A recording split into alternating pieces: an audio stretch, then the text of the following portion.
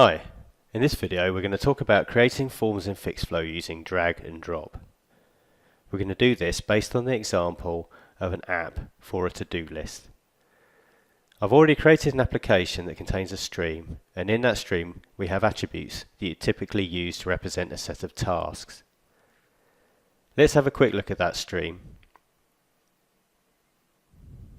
Here we can see the attributes. It's not very important what these are, but we are going to pin the stream because we're going to use it several times. Now let's create a dashboard, and we're going to call that to-do list.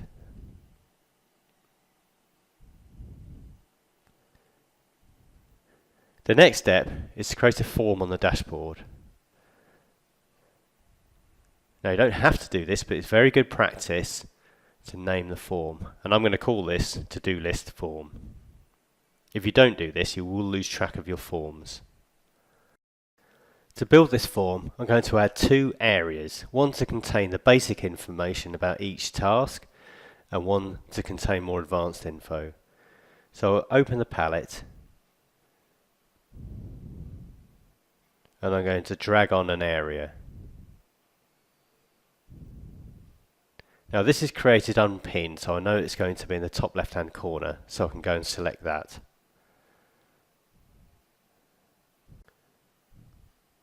And I'm going to name it basic info.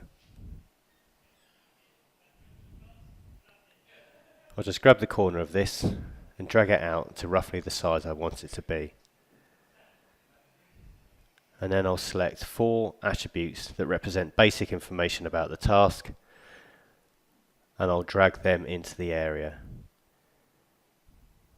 These are also created unpinned, which means they automatically lay out like that, one underneath the other. In the same way, I'm going to add a second area. Now I've skipped a step here accidentally. I should have named that area. Again, it's always good practice to name all the components you put on the form. So we'll drag the advanced attributes into the area. And as before, they lay out automatically because they're created unpinned. Remember, the areas are unpinned as well. With any unpinned component, you can change the order inside its parent simply by dragging it, as we're doing here. So in this case, the components are the fields and the parent is the area. But we can also change the order of the areas because they're also unpinned components. So here we're simply dragging the areas around to change the order.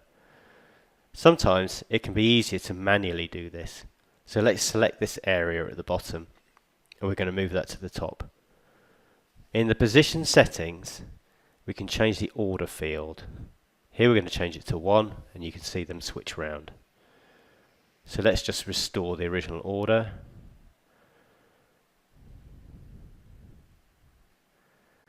Now let's have a look at pinning components. First, we'll select this text box and we'll attach it to the bottom of its parent, which is the field.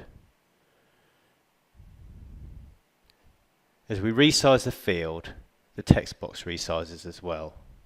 But as we resize the area, the field doesn't resize with it. So next, we're going to pin the description field so that we can pin its edges to the edges of the area. To pin any component, press the Control key and drag it. That component is now pinned. If we want to go back and unpin it, right click and select Unpin Selected Objects. So we'll pin this component again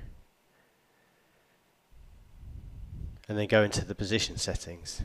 And you can see you can set an offset for the right edge and the bottom edge, which pins the component to the right edge and the bottom edge of its parent, in this case the area, which shows in orange. And you can see that field now resizes with the area. Next, we're going to pin this whole area. The fields inside are still unpinned. Let's pin the right edge and the bottom edge of this area to its parent, which is the whole form. And you can see as we resize the form, the area resizes. Now we can unpin this area and send it back to its original position. You can pin several components at once. We'll do this now. Remember to press the Control key and we'll move them. We can also unpin several components at once to return them to their original position. Be careful when mixing pinned and unpinned components. Remember the description field is pinned. I can drag it on top of the other fields in that area.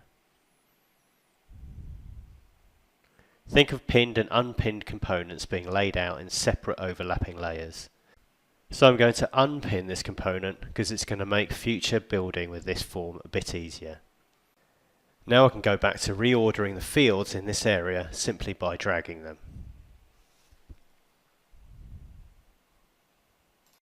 Finally, we'll have a look at moving a component to a new parent. The assignee field has as its parent the area Advanced Info. To move this field to the basic info area, press the Shift key and drag it. We can check that the parent has been updated. Open the component details and you can see that the parent is now the area Basic Info. Sometimes you'll find when laying out a form it's convenient to lock a component in place. Open the component details and tick Prevent Dragging and you'll see that component can no longer be dragged